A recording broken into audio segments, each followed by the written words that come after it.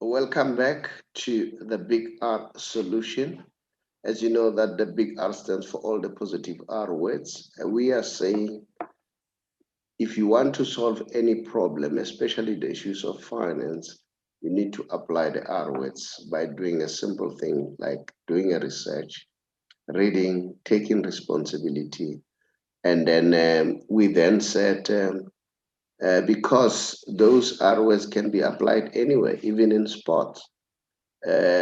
Sport people take responsibility to entertain us.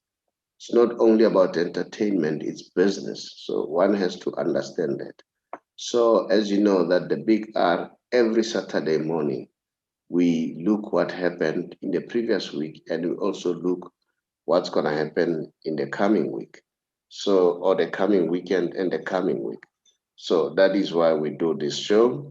As you know that my name is the Saubrey Boyz Walefatse, and then I'm together with Tshepang Kgole, and I need to apologize in advance that in 20 Jacob is not part of the show tonight. Sad thing has just happened, and condolences to Jackie's family. He lost his aunt, so they are burying tomorrow. So may the soul of the aunt rest in peace. And then Paige Maslangu, you know that we always have Paige on our show. And then unfortunately, he also had some emergencies that needs to be attended at home. And then Shakes, Mangoba Ngwenya, is still part of the family. Unfortunately, could not be with us together with Roy Mckenzie. Roy Mukonza. Tshepang, welcome to the show and good morning. Good morning, Mr. Shabalala, and to our fellow viewers out there. Tshepang, it's going to be very exciting because there's lots to talk about this morning. I'm sure the league first round, it's done and dusted. We need to look at that. People are talking about Orlando Pirates. Fans are complaining. Some people are saying the coach must leave. And then, but we need to look at that closely and see. Let's apply our minds. Let's see what we think, and then, and hopefully, the people out there you want to participate. Very simple. Subscribe and tell us that you want to participate. Then we'll make sure that you are part of the show. But probably you want to also to comment on the topics that we are going to raise, and then you can be able to participate, leave a message, and then we'll respond to those messages. That's not the only one. There's another big news. Former coach Bafana, former Kaiser Chiefs coach, former Super Sport coach Stuart Baxter. There are news around him, so we'll also talk about that. Of course, internationally, we'll talk today. It's Neymar and Cristiano Ronaldo's birthday. In fact, that was yesterday on Friday. So we wish them success going forward. We hope they enjoyed their birthday yesterday. And then we'll also touch on the success that Ronaldo is building around himself and Neymar too. Of course, as usual, we'll always have Messi special. But there are also news that needs to be discussed around Barcelona, not necessarily Messi special. Messi special is a different segment, but we'll also give you the news pertaining, especially with Barcelona. Tshepang, maybe our first topic will be the issue of Orlando Pirates. But prior to that, can you give us the upcoming games? Or do you want us to give the results of the previous week? I think we can give out the results first. Okay. Give us the results of the past week locally. Oh, okay. So locally, we've been watching the Nedbank Cup. So Mamelodi Sundowns got to play against Stellenbosch, which was a very, very interesting game. It even went to extra time. Mamelodi Sundowns won that game by 3-2, courtesy of Peter Shalulile. He's a very, very hard worker, that man. He's proving himself as a very big asset at the Twerkop camp. So congratulations to him. He still stays consistent. So yeah, and then moving on, Super Sport United played their game also. They went down to Chakuma on Wednesday. They lost the game by 1-0. And also Maritzburg United was playing against what's the team in the NFT side? South Africa as Kokune FC. Yes, Maritzburg United won that game 2-1. So this week. And then yes, so going over to the weekend, we'll be seeing Kaizer Chiefs playing today. They'll be playing against what's the team? It's playing here in my mouth. Is the DSTV Premier League? I mean, no, they're playing the Nedbank Cup this weekend. This weekend again. Yeah. Okay. Yes. And Orlando Pirates also is playing in the Nedbank Cup. So yes, those are the games we should look forward to for this coming weekend. I think it's the Nedbank Cup that's playing this following weekend. So yes. Nedbank Cup. Let's see the Nedbank Cup fixture this week. Let's see. The part of the results. Let's see the fixtures. Tomorrow, am I right? In terms of Nedbank, we have TS Galaxy. They are playing Sporting. And then we also have Orlando Pirates playing Utangoti. All right. Yeah. And then we also have JDR Stars they'll be playing against University of Pretoria. And then we'll also be seeing Golden Arrows playing Amazulu. And then Cape Town City, they are going to play Bloemfontein Celtics. And then when come to the 7th, which is Sunday, is Chipa United. They'll be playing against the Free State Stars. And then the same Sunday, Jomo Cosmos, they'll be playing Black Leopards. And then Moroka Swallows, they'll be playing Cape Umoya United. Then Kaizer Chiefs will be playing Richards Bay on Sunday at 5 o'clock. Baroka will be playing Ajax Cape Town. So those are the fixtures for the the Nedbank Cup. So now let's go back to that Mamelodi Sundowns game. You know, it was a very exciting game. I watched the game. Mamelodi Sundowns was really dominating, to be honest. And they were doing well, although it was a very tough game. And Shaulile, is proving to be an asset for Mamelodi Sundowns. So they look like they are flying high, Mamelodi Sundowns. So that's what is happening with the local football.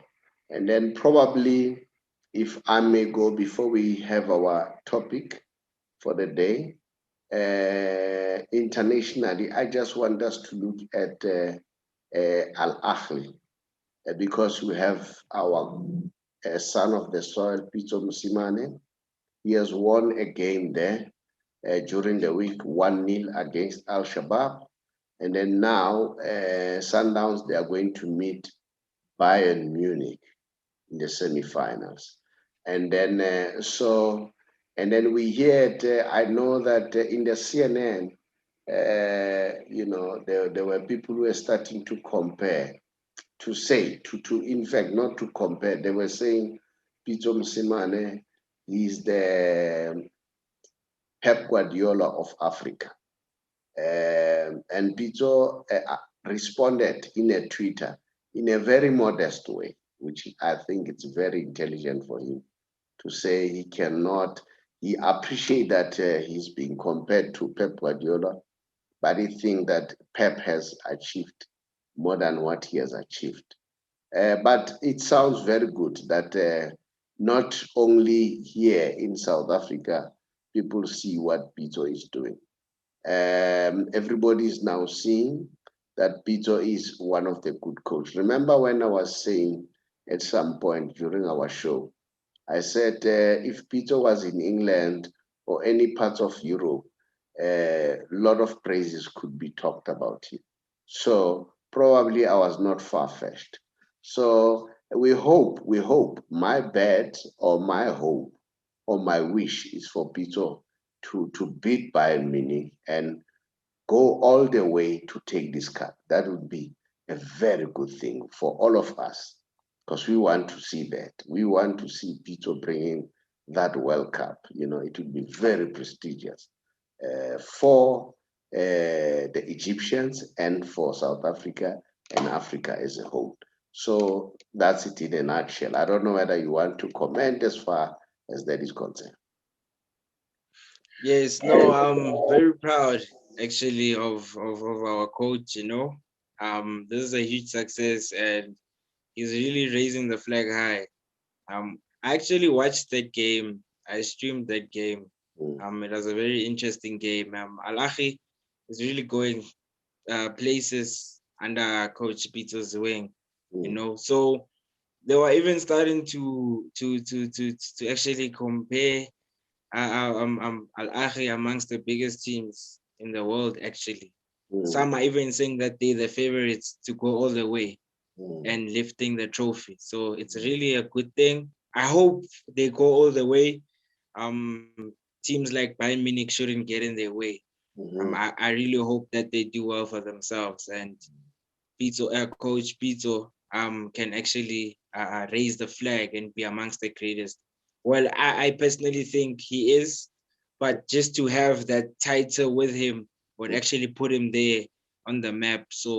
But congratulations to him and the team. They're really representing Africa well, which is a good thing. And I feel like the whole African continent should actually be behind Al Ahly. We shouldn't have our favorites at the moment, but we should all root behind Al Ahly and make sure that they go all the way as they are representing Africa, not just Egypt on its own. So yes. I'm sure Pitso will make us proud and we'll cross our fingers that he wins this cup. And then as Africans, we'll be proud that, we brought the World Cup, the Club World Cup. That's the most important one. So maybe that will brush on us probably winning the country World Cup as a continent. Now, let's move. I'm going to give you the results for the English Premier League before we discuss our topic. On Wednesday, there were games. We saw Aston Villa. They were beaten by West Ham 3-1. And then a very huge shock and a surprise. Liverpool lost to Brighton. And unfortunately, our homeboy, Percy, was not playing in that game. We're looking forward to, wanted to see him. And guess what? A big one, Tottenham Hotspurs. They lost against Chelsea. This probably could have been a good revenge for Chelsea, maybe it would be good for Mourinho to win. For him, it would mean a lot because probably he wanted to prove something against Chelsea. Remember, Mourinho still loves Chelsea. So, but unfortunately, this time, he was beaten by Chelsea. And then for the coming week, the fixtures, let's see. Tomorrow is Aston Villa and Arsenal. at 2:30. And then Burnley, they are playing Brighton at 5 o'clock. And then Newcastle are playing Southampton at 5 o'clock. Fulham, they are playing West Ham tomorrow at 7:30. Man United, they are playing Everton. This is a nice one. Man United, Everton at 10 o'clock. Because between the two, there is always a spark. And there is some kind of relationship of exchanging players or sharing players, including the coach at some point. David Moyes was with Everton at some stage. He was with Man United. And then on Sunday, Tottenham Hotspurs, they are playing West Brom. And then Wolves will be playing Leicester City. And Leicester City, they seems to be losing the ground now. I don't know whether you have noticed that. I hope you have noticed that. And a big one, a big one for the week. It's Liverpool versus Man City. When you go international, maybe we can talk about that one. Liverpool against Man City. And then I don't know whether if Liverpool lose this one, they must forget about the league. I really don't know. Sheffield United will be playing Chelsea at 9:15. And then Leeds United, they'll be playing Crystal Palace on Monday at 10. All right. And then, so those are the games. I don't know. Do you want to talk about something else for now? No, no, Around it's those. okay. It's okay, Mr. Shabara. Okay. Now, which one do you want us to look at? Do you want us to look at Italy? Italy. Or before we go to Italy, let me just indicate that what's this team? There was Copa del Rey in Spain, and then we saw it was a quarterfinals, okay? And then I watched the game. I hope you also watched the game. Did you watch the game? Yes, yes, yes. I watched the game, Mr. Shabara. It was a brilliant game. Um, um, Fortunately enough for Barcelona, they qualified for the semi-final. They won 5-2. All right, and then again there was also the next game. When was I think on Thursday? Was it Thursday or the one of? Let me check now. I'll tell you now.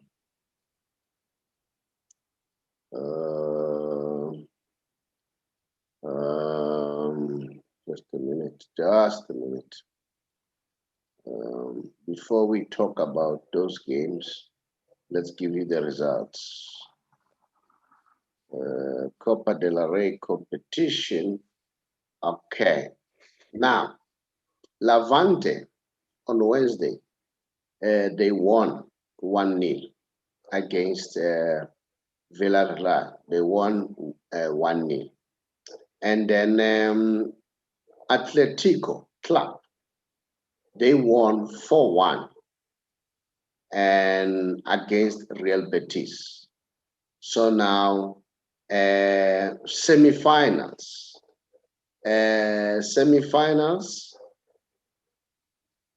It's Sevilla against Barcelona on the 10th of February at 10 at night. Atletico Club, they will be playing Levante on the 11th of February at 10 o'clock. Then again on the 3rd of March, Barcelona for the second leg now with Sevilla at 10, Levante and Athletic Club. So I want us to look at that one of Athletic Club. Remember Athletic Club, they've already won a Super Cup. All right. And on their road of winning a Super Cup, they beat the giant of La Liga.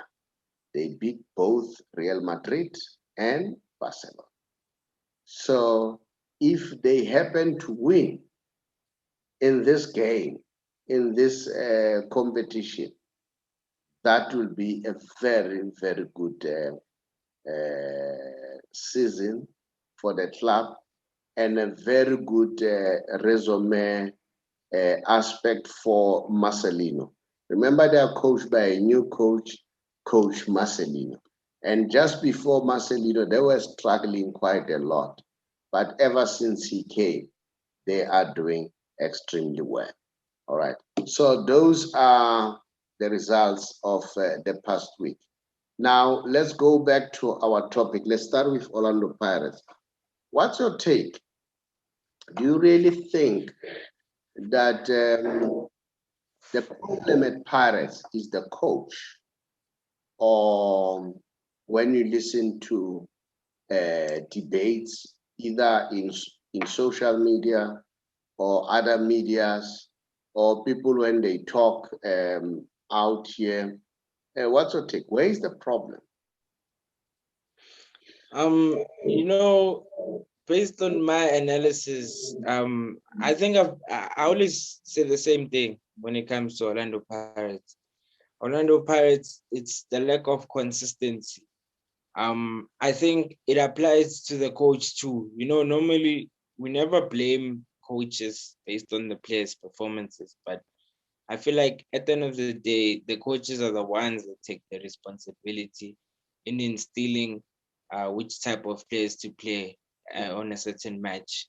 And I think he plays a very huge role coming to the past, I would say, 5 to 6 games of Orlando Pirates.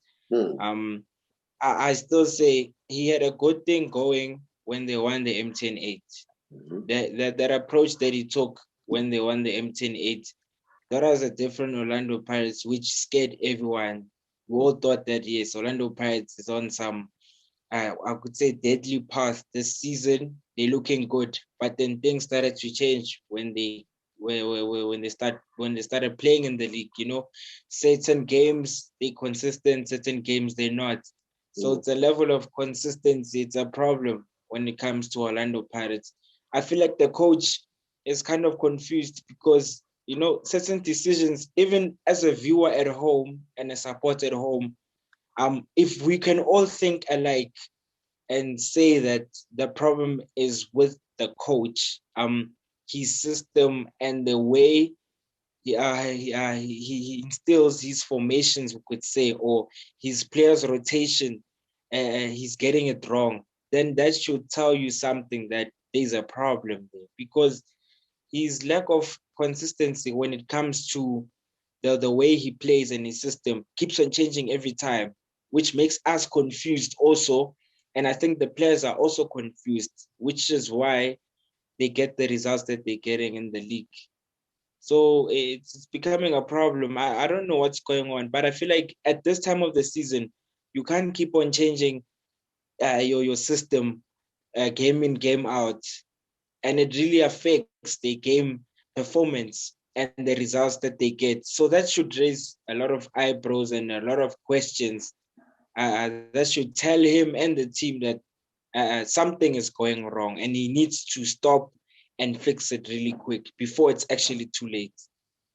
Now, let me find out. Prior to him, who was the coach?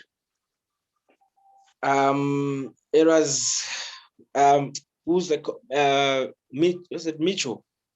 It was, I think it was Coach Mitchell. All right, but let's find out. Oh, then it was Rulani. No, it was Coach Mitchell. Coach Mitchell left, right? And then Coach Rulani took over. And then, yes, I think he took over after Coach Rulani, if I'm not mistaken. Okay. Mitchell was there for how long? I think Rulani was just less than, yes, I think it was less than 2 years, 2 seasons, if I'm not mistaken. Yes. Now, in that year or 2 seasons, Mitchell, what has he won in terms of titles? Okay, they haven't won anything, but this is very debatable. Coach Mitchell, I think each and every Pirates supporter could actually agree to what I'm saying. That coach was actually building something there. They really had a good system going on, and he did say that he was building something.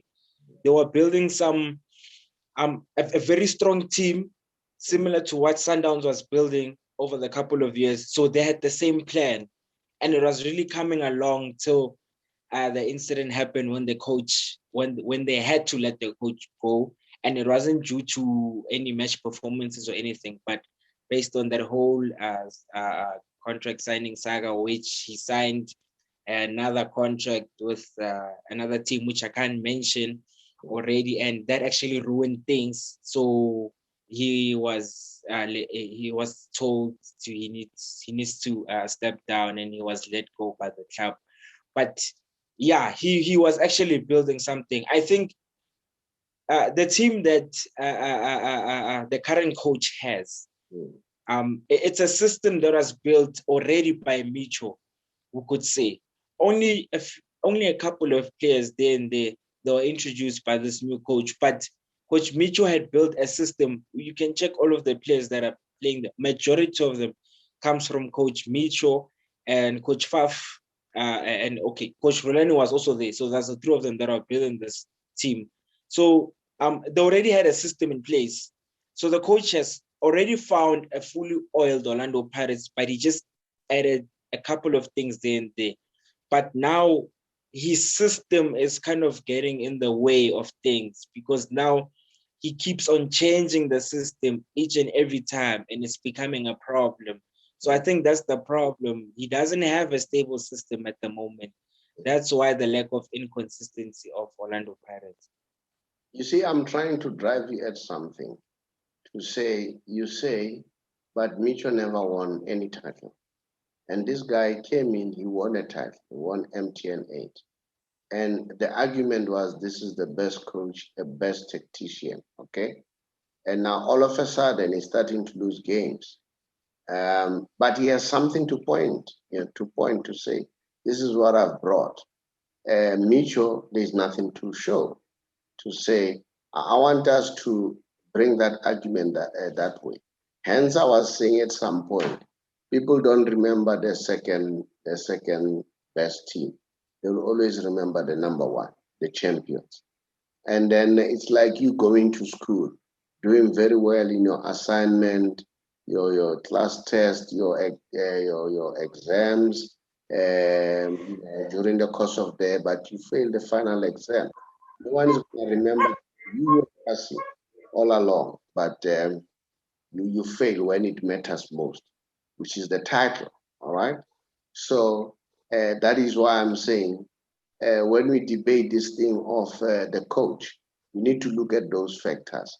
Are we not having, is it Pirates not having other problems? When I say are we, I'm not referring me as a Pirates fan.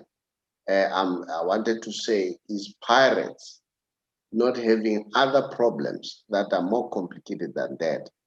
I saw one news somewhere talking about Lodge with his contract. All right. So what about those factors? You have just mentioned that Mitchell, it was alleged he signed with another team. So that could be attributed to administration. So I'm saying, when you look at these things, it should be looked holistically. And we don't know why the coach decided not to play other players or keep on changing the players. We don't know what's happening at the training. That is why I'm asking, don't you think that there are deeper problems? All right. Why I'm asking this question, how many coaches were changed by Orlando Pirates to date? And when did Orlando Pirates last won a title, apart from the MTN 8? So this is how, for the past 5 years, all right, if really it was the coach, in the last 5 years, Pirates have been won a title, except this one that they've just won. So, and they've been changing coaches, all right? So because sometimes they say doing one thing over and over, expecting different results, that's insanity. I don't know. I'm just asking questions. I want you to think, not only you to think, and the viewers out there to think and say, is the problem with the coach, or there are other problems, underlying factors that we are not privy to that are happening at Orlando Pirates? I want your comment as far as that is concerned. If you have a comment, it's fine. I don't have a problem, but viewers out there, you are more than welcome to give us your comments, and please continue to subscribe, and please do the like, and then we want to know, what do you think? Where is the problem? Is the problem with the coach, or there are some other underlying problems? You know, we can never know what goes on behind those club doors until probably something official is presented to us. But as far as I know, certain individuals, yeah, there might be politics. You could tell by certain individuals, even the way they play, certain players, the way they play, they're not the same anymore. Um, Clearly, there's a lot that's going on. We could say, in our eyes, the way we see things. But at the same time, it comes back to, as a professional athlete, there's certain things that you actually commit to yourself, and you make a vow to yourself, that leave politics behind, but stick to your craft. That's a very important thing, because you will never be remembered in a sense of not playing well. You could say you haven't played well in the past 5 games. Probably, maybe your career goes underground. We will never remember you. But once you do good, you have you give it your all. You have a good season. Then there's something for us to actually remember you by. So what I'm trying to say is, as much as a lot of things, yes, may go on behind the club, we could say, maybe even with certain individuals, but as a team, you're not just playing for yourself, and you're playing for the team, and sometimes you're not just playing for the team, but you're also doing it for yourself. What is it that you're doing for yourself? So what I'm trying to say, also in a sense of Orlando Pirates, that's why I keep coming back to this thing of, we need that Orlando Pirates that won the MTN 8. We need that sort of consistency. Okay. You know why I was asking? Because Pirates have been changing coaches, no titles. All right. And it's not only Pirates. We see that Black Leopards also, they've changed a coach, but the performance is still bad. Okay. We hear from the grapevine that Chakuma is also contemplating of changing the coach. Now, Mike, what I'm trying to ask, is the problem with the coaches or somewhere else? Now, I'll tell you why. Kaizer Chiefs, no matter what, Kaizer Chiefs will retain their coaches at least for 3 years. You go to England, we see Man United, Solskjaer, he has been there now, I think it's for the 2nd season now. Coaches are not being chop and changes immediately. Those teams who, of course, Chiefs, they don't change coaches, many coaches, and still they also have a drought in terms of titles. And then, but there are teams where you can start looking that this thing of chop and changing sometimes has an impact. We saw it, what happened with Barcelona. Barcelona, they were at number 1 the previous season by December. Come January, they changed a coach, they lost the league. All right? They changed the coach right in the middle of the season. So that is why I'm asking this question. Is the problem with the coaches, or is the problem lying somewhere? Do we really need to change coaches, so quick? This guy, I mean, Zimbabwe, I don't think he has been at Pirates for more than a season. All right. I think he still needs some time. Yes, if there are problems, they need to be raised, they should be dealt with. But I don't think the thing of concentrating on changing the coaches will solve the problem. That's my take. And when I look in the world trend, well, I know Madrid is exception. With Madrid, if you don't win a particular title, you are fired. All right, but we saw what happened with Madrid. Zidane got them Champions League, 3 Champions League in a row, and then they fired him. And then they realized that was a mistake. Then he was brought in back. I know that even now, Pires was thinking of firing him, but he's doubtful. He doesn't know whether to fire him or what. I don't know. Are there problems with the coaches, or are there problems with other matters related, whether administration or what? But so far, we have asked questions. Our people will continue to comment. Now, let's move on to other news. I said I know this coming weekend there is a big game coming, Liverpool and Man City, and then I don't know. What's your take? Do you think that Liverpool will win this game, or if they don't win this game, is it that time to start saying, Liverpool, they must forget about the league? I saw an interesting post this week. Mm-hmm. One of the Liverpool players, they were like, they don't even think they can contend for the league anymore. The focus is not in the league anymore. I think we can all judge to that. It's very tough.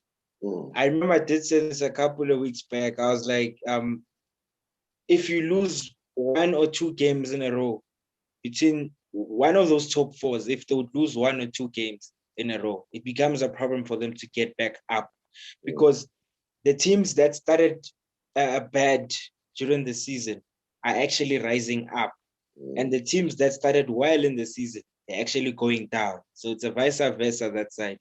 And Manchester City is 13 games unbeaten, if I'm not mistaken. They all wins. So coming a team like that, it's clearly they're hungry. It's a powerhouse. Liverpool knows what's at stake, and it's not going to be an easy game for them. But it's really going to be a testing game for them. I think this game it will either make or break them. For me, I know it's too early to say, but it will actually test their character. Where they go in the rest of the season. So yeah, really, it's going to be a lovely game, I know for sure, and a very interesting one. But I see Manchester City going all the way with this one. The momentum is very strong, very, very strong compared to Liverpool's momentum. So yeah, but that's my take on it. I see Manchester City taking the 3 points with this game. Let me link it with the previous topic that we're discussing. Are we now at the time to say Jurgen Klopp is a bad coach now? No. He's really not a bad coach. Okay, I'll tell you why. There's a saying that says there's a season for everything. Yes. You know why? I remember, and I'm linking to the previous topic of Pirates. And then I'm saying this because I know at some point Pep was losing games. There were rumors that he was about to be fired. Everything was blaming Pep now. People having forgotten that Pep has brought so many titles at Man City, has made Man City one of the respectable teams in England. And then he was now being questioned. By the way, this guy was brought to win the Champions League. He has never won the Champions League. People were starting to doubt his ability. By the way, he last won the Champions League with Barcelona. He never won it with Bayern Munich. He never won with Man City. But today, because they are winning, people are singing the different song. See, and fortunate enough, the management or the leadership of Man City, they came out, they say, you know what, we are behind you, we are begging you. At some point, there was a rumor that he may join Barcelona again. And then now they wanted to assure him, they renewed his contract to say, you are here to stay at the team. And then Pep went out to say, I don't think I'll coach Barcelona again. I want to go back to Barcelona, but doing something else, probably coaching the young ones or focusing on La Masia, which my heart belongs. So I'm asking that question because I'm linking these events with what I was saying about Orlando Pirates. I don't know whether you get my point. Tshepang? Okay. No, Mr. Shabalala, he's not a bad coach. He's not a bad coach. He's really not a bad coach. You know, I remember you once said something about Sir Alex Ferguson. Sir Alex Ferguson has been serving Manchester United for 25 years as a coach. The first couple of years, Manchester United was down. It wasn't even recognized until he had made a name for Manchester United. So it's all about the building process, and look at it where it is right now because of him. So same applies to Liverpool. Liverpool, it's been how many years? So many years since they've won the league. Jurgen Klopp has suddenly made that possible and made them win the Champions League again. So he's having one of those seasons, you know, we'll call them one of those seasons, but then it still doesn't look bad for Liverpool. I mean, like, if you would change a coach such as Jurgen Klopp, if Liverpool would replace or sack Jurgen Klopp, who will be able to fill in those shoes? I don't think we could think of anyone to actually step into those shoes at the moment. So even the players are not even complaining about him. The Anfield supporters are actually in love with Jurgen Klopp. Everyone in Liverpool loves that coach. It's just a phase that the team is going through, but no one is actually complaining about the coach. And the problem comes with the media also.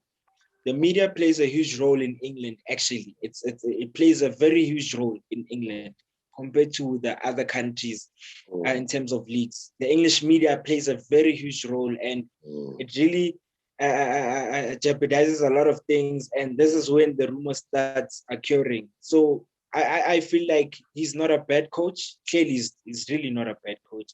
He is still the best coach in the world currently. So there's nothing bad we could say about him, but it's just a matter of, there's just some issues in terms of games that they need to fix, then the level of consistency. But I think they'll bounce back. They're really not a bad team, and he's really not a bad coach. So that's what I'm saying. It's one of those seasons, you know, the jungle, and just grind it out and get on top again. So that's my take about it, yes. Yeah, I wanted to link that, what I was saying, with what is happening now at Orlando Pirates, as you said. And I was showing you again with Pep Guardiola, that not long ago, people were starting to say, no, Pep, you know, maybe he has reached his ceiling. But now people are starting to say, hey, Pep is a good coach. The chances are they'll win the league. They've run so much. You know, there were a lot of criticism against Pep. Pep sold Sane, you name them, all right? And the chances are they may lose Aguero. But I think Aguero is old now, to be honest, and then he's injury prone. And they are aware of the fact that re-signing him will cost them money. And they are also aware of the fact that him and Messi are very close friends. So that relationship may decide to join Barcelona because remember, for him to go to Barcelona now to rekindle his relationship with Messi, um, there is a whole lot of possibility since since he's a free agent now. He can join Barcelona for free, and Barcelona don't have money to buy players. So that's the analogy I was trying to bring and say, if you look at the Pirates situation, you look at Klopp, you look at Pep Guardiola, right? And then, so probably the viewers out there, I'm not saying I'm correct, I may be wrong. Remember, I'm just one person out there who's viewing like everybody else, making his own analysis. I'm not close to the boardroom politics. And then, but I'm saying when you make your own analysis, I'm making my analysis to say probably the problem is bigger than that. Maybe we need to look at that. Maybe a coach need an assurance that I'm here to stay, you know. That's what I could say. And then let's move on to the next topic. As I said, Cristiano Ronaldo celebrated his birthday. And guess what? The guy is doing extremely well. He's banging goals as if there is no chance to score goals again in Italy. He's doing extremely well. Over and above that, Cristiano Ronaldo is not only doing well in terms of the field of play, he's a very clever person or very clever player who realizes that one day he won't be playing football. And remember, Cristiano Ronaldo said, for him, he does not want to be a coach. He doesn't want to deal with soccer after his playing days. So he's busy building his business empire. He's got a hotel in Portugal. He has opened up another branch now in Morocco. He's using his name very effectively. So those are the good news around Cristiano Ronaldo. And Neymar too was also celebrating his birthday yesterday. And the news are Neymar may sign a 4-year deal with PSG because it's obvious Barcelona won't be able to afford Neymar. The issue now, we are not sure whether Messi will join him, but I can still put my head on the block. Messi is not gonna leave. Messi is gonna stay with Barcelona. Now, why I'm confident about that? The two leading presidents, the two leading candidates, both of them are convinced that they need Messi. And it's either Font win or Laporta win. Any one of them wins, Messi is going to be part of the project going forward. I don't see Messi leaving. I think what is happening in Spain or in Europe, they're just destabilizing Barcelona. It's a psychological warfare. Remember that PSG will be playing Barcelona in the Champions League. So whatever that you see or Di Maria say, whatever that they say, my wife says if Messi join, even if he can be a T-boy, it's fine. But as long as we are there, as long you'll be part of Messi team. I think it's a psychological warfare. I mean, Di Maria plays with Messi at Argentina. So what can obsess him to play with him in the team? I think it's just a psychological play. And Messi hasn't said a word. It's just people talking, saying this and that, selling and what have you, and now the other news is Messi apparently suing 5 individuals, including the current president, is a suspect. But of course, the current president, or not the president, the caretaker leader, was supposed to organize for the election. This guy was. Those are the allegations. I'm not saying those are facts. Those are the allegations. So they may not be true until proven that to be true. He's suing the current guy, he's suing Bartomeu as allegedly other people probably who leak that document. So all this are being done just to destabilize Barcelona, and that's all, nothing else. It has nothing to do with anything. and you see the way Messi plays, and you saw when he plays on Wednesday, you know, he was out of this world. The first goal that was scored by Griezmann, you know, the way he did it, you know, this guy is a genius. And he could have scored 3 goals easily. You know, he was very unlucky.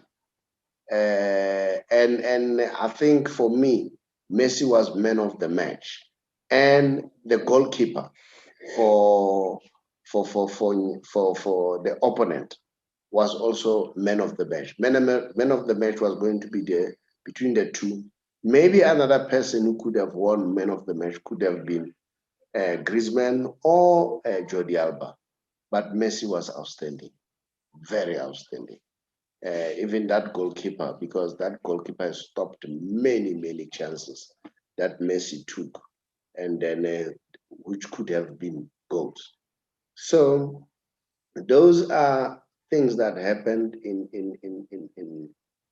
Spain. And then let's talk the Messi special as usual, and then let's share what's happening. I just want to share for the past 10 years, for the past decade. I hope you see the picture that I've put up there. Can you see that? Yes, I can. Is it visible enough? Yes, it is. All right. These are the most dribbles in Europe, in 5 top leagues in Europe since from 2010. Messi completed 1,535 dribbles. He's followed by Eden Hazard with 1,171, and followed by Neymar 759. And then on the 4th, it was Roberto Firmino 743, and then the 5th one and the last one is Frank Ribery. We don't see Ronaldo in that lineup. So the issue of the goals, I think, is being answered day in, day out. So this is the numbers as far as Lionel Messi is concerned. I don't know whether you want to comment about that. No, Mr. Shabalala, it's quite obvious. I think everyone knows these stats. Seeing Frank Ribery there really says a lot. I actually thought about it. I actually thought he was number 3, but as long as he's in the top 5, it really says a lot, because I know he's one of the players that has a lot of dribbles. But we should just watch out for the young boy, Kylian Mbappe. I think he will be amongst the top 5 in the next coming years in terms of dribbles also, because he's really coming up also. He's got the same nature as all of these top 5 players right here. So yeah, it's really going to be interesting. But I think for now, it's going to take a while before we see someone else taking that number 1 spot. So I think Messi will be at the top until, I don't know until when, but yeah, these are really interesting stats. And we also have the up and coming. There is a boy called Brian Gill in Spain. I don't know whether you have seen him. A youngster, brilliant player. Very young, very energetic, very good dribbles, and you know what? And one of good dribblers in Spain is Oyarzabal. I don't even see him here. He's very good. So yeah, it's really interesting. So for people out there, if you still want to comment as whether the issue at Pirates, is it the coach or there's something else that needs to be looked at, which probably can make Pirates, because my argument is this guy has already won a title. All right. So probably something else needs to be done beyond the issue of the coach. That's my argument. So drop us your comment, then we'll take it from there.